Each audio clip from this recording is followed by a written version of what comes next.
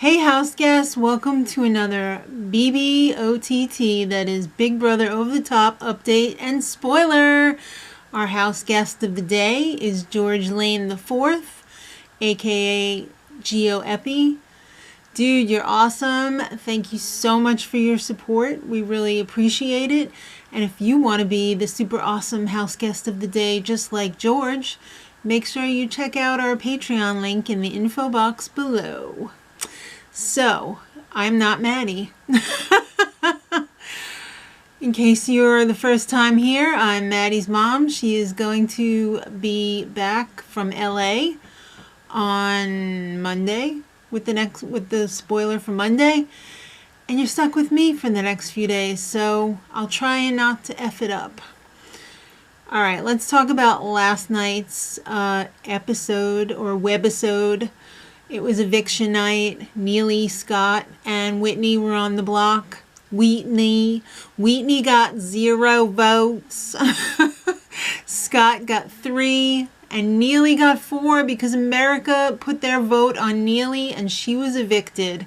And let me tell you, it was shocking for the late night jamboree club there, because they were totally expecting Scott to go.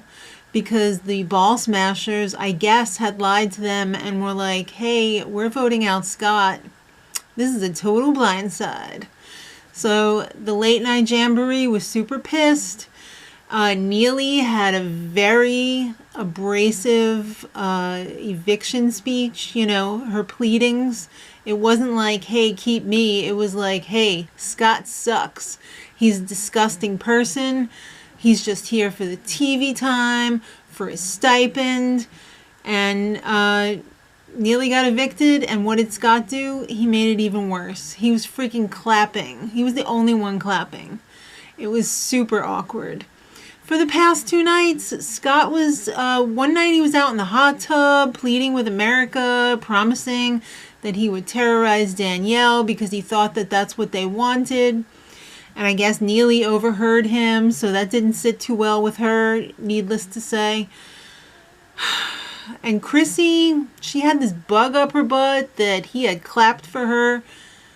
He had clapped that she had hurt herself during the POV competition because of her hands. She left 30% of her hands out there on the rock wall, which was totally ridiculous. But she was convinced that he was thrilled that she was hurt during this competition. And he's claiming that he didn't even know what was going on.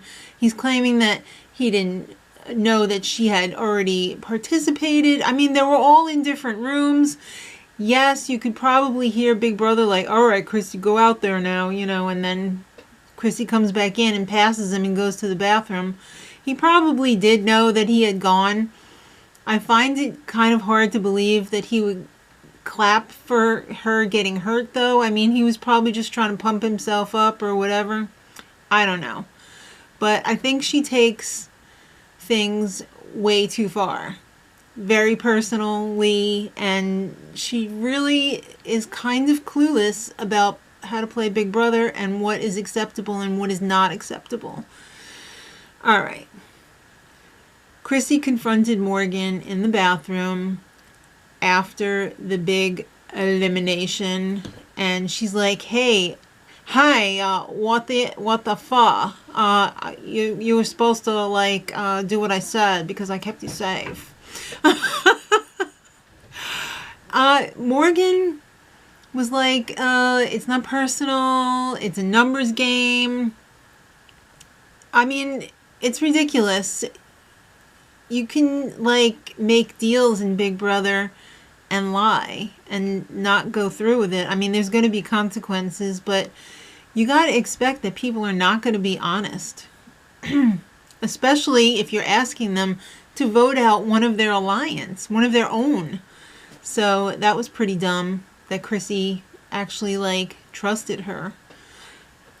It's kind of weird this season how the two sides of the house have the floaters that kind of float back and forth.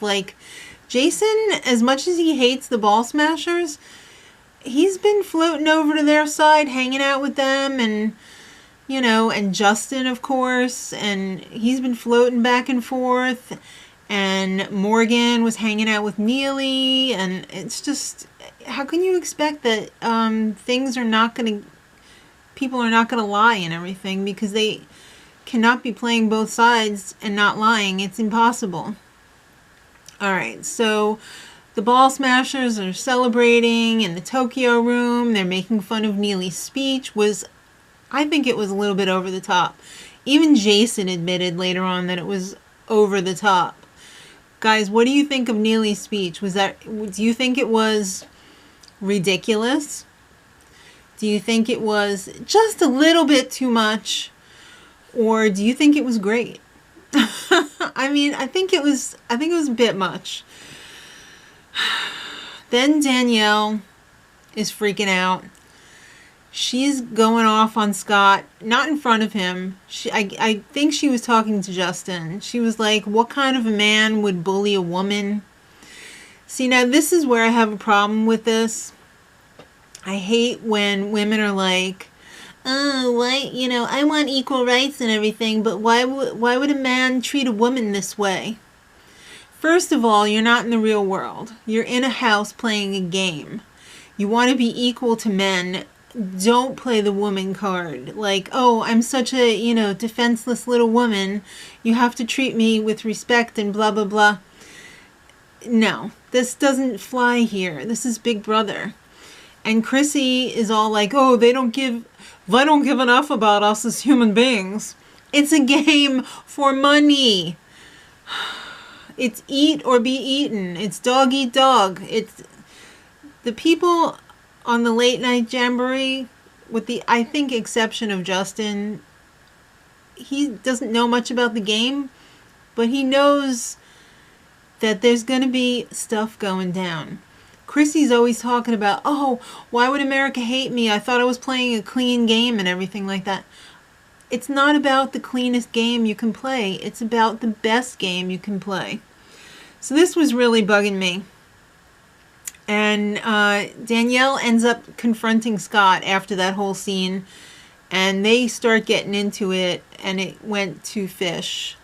And then Jason goes over to Scott and is telling him, like, I'm the victim of sexual abuse. And Scott's like, are you comparing me to a sexual, you know, predator or whatever? And he's like, what did I even do to Danielle? I think the whole crux of the thing here is that they heard the word terrorize. I don't actually think, from what I've seen on the feeds, that Scott was terrorizing Danielle. I mean, I may be wrong. What do you guys think? Let me know in the comments. What have you seen that you would think was like crossing the line or whatever? But Scott, I don't know, picking fights with people. I mean, Evil Dick in his season did far worse and got zero, you know, flack about it. Chasing people around with cigarettes, trying to burn them, and banging pots by people's heads and everything while they're sleeping. I think that's far worse than anything that Scott has ever done. And Jason is one to talk. I mean, he hates Shelby. And he has said some really horrible things. And he has not been nice to her face either. I mean, it's not cool. You can't have it both ways. You can't call out Scott and then be like a terrible person yourself. It's not cool. So let's talk about the HOH competition. But let me know if you think Scott is a horrible person. I mean, I think he's a horrible game player in some respects, but I don't think he's a horrible person. All right. It's the HOH comp. This is the one we've been waiting for because the house is super divided right now, and it is like so awkward in there. You could really cut the tension with a knife. So it started at the memory wall. Chrissy came out from the diary room and it was like, all right, go over there. Look at all these pictures that were photoshopped on the memory wall. I think there was like 10 baseball cards that were like photoshopped, which they did not show on the feeds, which was kind of annoying because it would have been nice to be able to see what the questions were about. Instead, we just heard like these rando questions that didn't really mean anything to us because we didn't have the pictures to reference them. All right, so they got some time to study the photos before Big Brother said, get your A's out to the backyard. And it was, they find out that it's a baseball theme. It's called One Strike You're Out, which means it is a single elimination contest. You get one question wrong and you're out. So there was only 10 questions max. I guess there was 10 photos, so there was one question about each photo. Big Brother was having some major technical difficulties at the beginning of this competition. You could hear the control room. You could hear the voiceover guy. They were talking back and forth. We heard phones ringing in the background. We heard people, whispering. I'm pretty sure the house guests could hear it. I think on Jokers, at first they were saying that the house guests couldn't hear it, but I think they could. They had to wait a little bit for it to start. I think, it was audio issues, obviously, because I don't think we were supposed to be able to hear that much of production. Somebody did not have their microphones muted back there. All right, so they finally got it underway. The first question took out Shelby, Scott, and Alex. That was crazy. 3 people from the Ball Smashers out immediately. Well, the Ball Smashers plus Scott. The second question, Morgan was eliminated, which meant the only person left from the Ball Smashers to represent was Whitney. Oh my gosh. The third question, everybody got it wrong, and they're all like ready to walk off. And that announcer dude was not on the money. He let them start walking off, and then he was like, you all got it wrong, but like come back because you're all still in it. The fourth question, Justin and Jason were both eliminated, which means it came down to Danielle and Whitney. So on the 5th question, both Whitney and Danielle got it correct. But this was where the problem was, the 6th question. We'll talk about that in a minute, but Whitney got it wrong and Danielle won head of household on that question. So Whitney was really very upset about that. She was crying. She didn't care so much about winning the HOH. She just wanted to hear from home. I mean, she's homesick. She's only just 22 years old. I mean, this is probably the first time she's been away from home for like this extended amount of time. I feel bad for her. She was really upset. So, meanwhile, Jason's complaining to Danielle. He's like, there was a production leak, and I heard that the people in the control room were like, oh, Whitney didn't win HOH, no. It was pretty obvious that they were rooting for Whitney to win because they heard the background talking. The actual leak was on question 6. Both Danielle and Whitney had selected true for their answers. And then if you go back and listen to it, you hear, no, a very faint no. And then some guy saying, shh, you guys effing stop. And then Danielle, after she hears that, or after that is said, switches her answer back to false. So that is where she won the HOH competition. I think it's a little bit controversial, but they haven't done anything about it. So Jason goes over to Alex and Morgan, and I guess he's feeling a little bit guilty about the whole Scott thing. And he tells them, you know what, I'm really rethinking about my treatment of Shelby. Because if it isn't right for Scott, I need to, examine myself here because I haven't been that nice to Shelby. And then Shelby comes in, and he asks Shelby if he's ever crossed the line with her, if she's ever been like offended by him, and she tells him that she's got a pretty thick skin. So I guess that's the end of that. I mean, it's back to business as usual for him after that. That was like the only thing that I saw where he was like, oh, okay, never mind then. I'll just go on talking smack about you. So the Ball Smashers are pretty defeated right now. They do not want to go and see Danielle's HOH room. They don't want her to be gloating, you know, that one of them is going to be going up on the block or more this week. I'm sure more. They just want to look at the pictures and leave. I mean, that's pretty standard fare for any season of Big Brother. When somebody that's not in your alliance, it's kind of hard, you know, to be all happy for them and everything, but what are you supposed to do? They don't even want to talk to Danielle until they have America's Care package and they see if they have to talk to her. So Shelby has a little breakdown. She's upset. And she's saying, you know, I don't want to be here and just get dragged to the final three. I know the people in the house don't like me. I don't want to get dragged to the final three and then end up losing. I don't want to have to go through all this BS for that. But then later on, after everybody is like going to bed, she, I think she's in the yoga room, and she tells the cameras that she kind of breaks it down. She's like, all right, so either like Alex or Scott are going to go home next week. And then the week after that, the other one who didn't go home will go home. And then she will probably go home the week after that, which would be November 17th. And she gets the results of her bar test. I don't mean like bar. I mean like lawyer bar. Her exam on November 18th. And she does not want to get eliminated the day before she gets her bar results. She feels like an idiot after the HOH, which is exactly how she felt after she took the bar.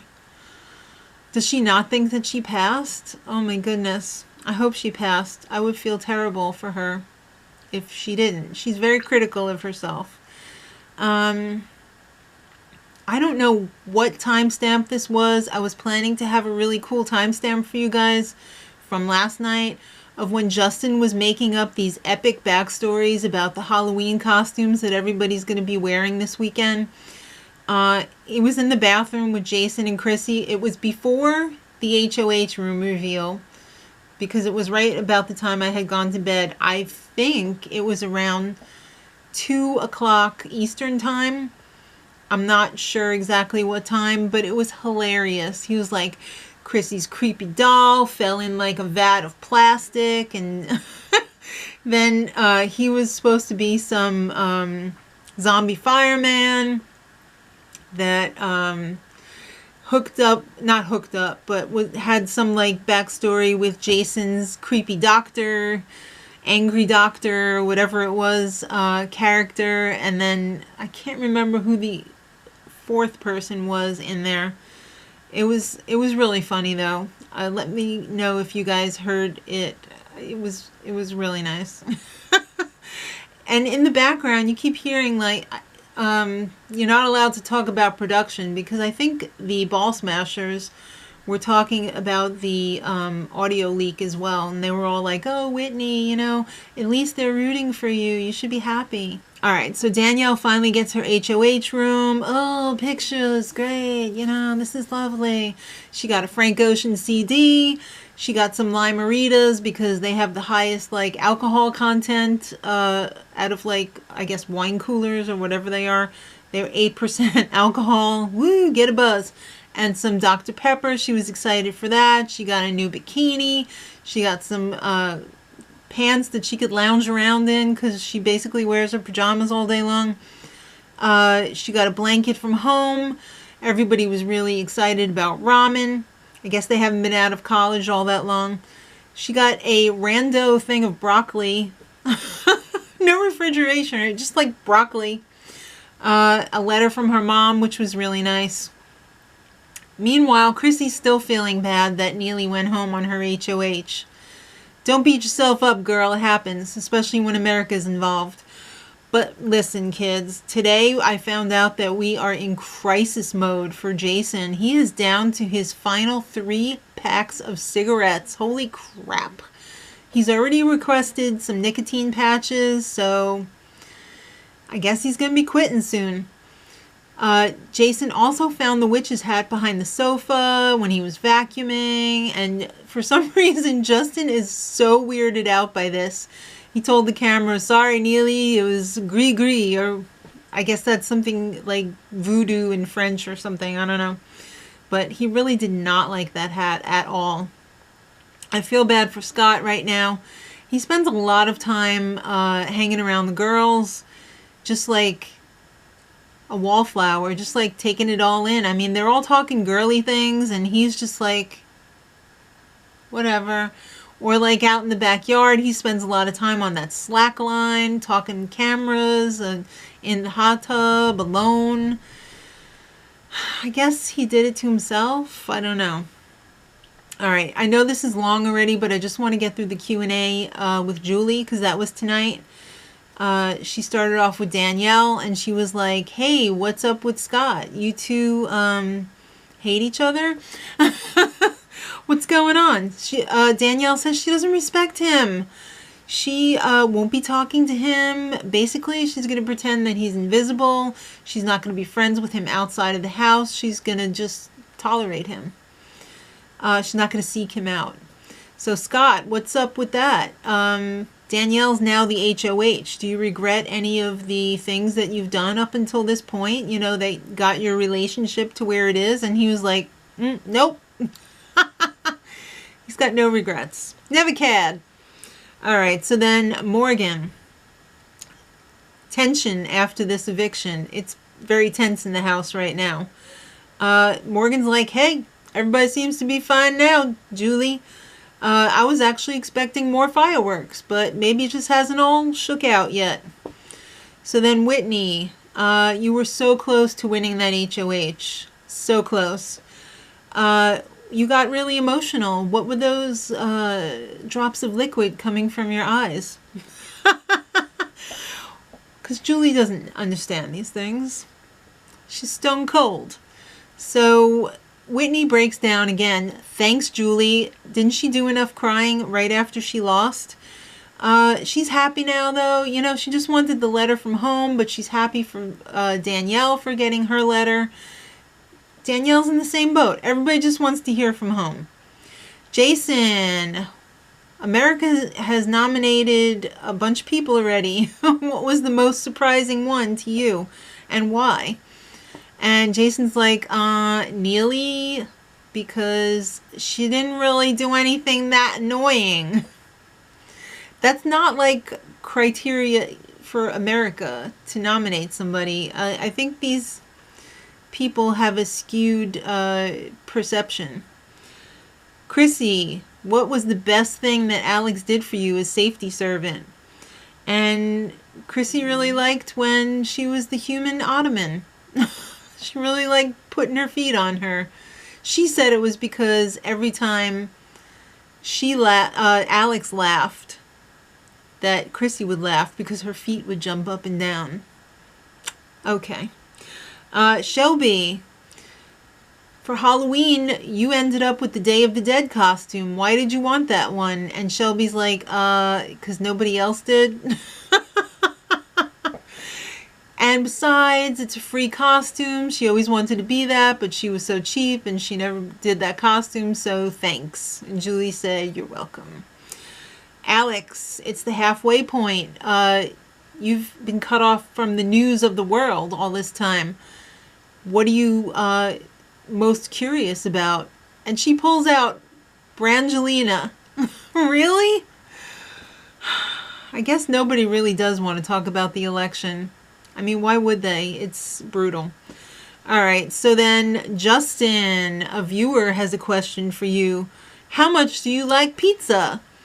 This was the bright spot of the little Julie question thing. She can thank production for putting a smile on everybody's face because they pulled out the pizza music video from the 1 hour show, webisode from the night before, and they showed it to all the house guests, and it was brilliant. There was a smile on every single face in that house. So, yeah, you're welcome. And I'm sure Julie took all the credit for that. All right, so she goes back to Danielle and is like, Missy, America's going to be making the third nominee again this week.